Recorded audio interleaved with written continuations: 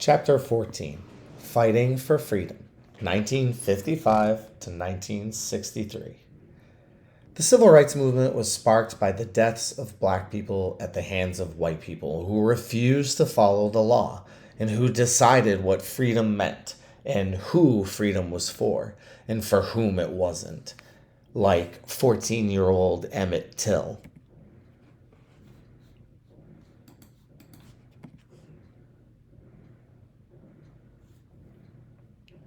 In 1955, Emmett was brutally beaten and killed for supposedly hissing or whistling at a white woman. What happened to Emmett Till over 65 years ago is something that still hurts the hearts of black people today. He was a boy who had his whole life ahead of him when it was so viciously taken away. For black people, Emmett was their son, brother, neighbor. The pain of his loss feels that close. For black people, Emmett's death was a reminder that in America, the land of the free, black people could only live a lesser version of freedom.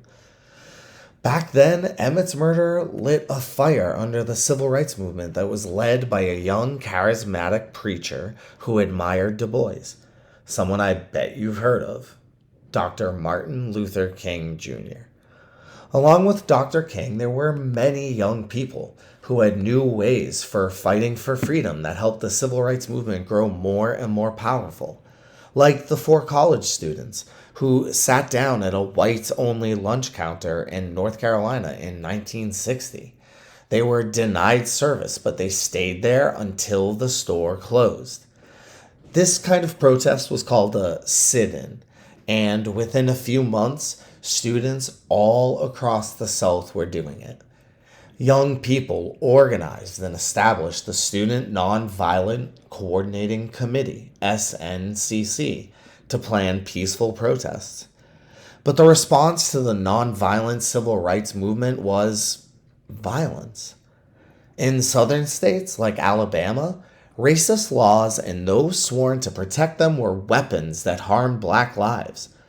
Dr. King organized non-violent protests in the city of Birmingham, Alabama.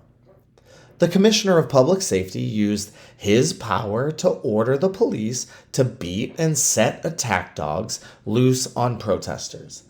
He ordered the fire departments to turn water hoses on them, and he had protesters arrested, including Dr. King.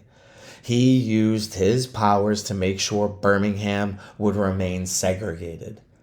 It would take Dr. King, SNCC, and the power of a whole lot of people to keep the civil rights movement going, to fight for freedom for black people, to fight for freedom for all.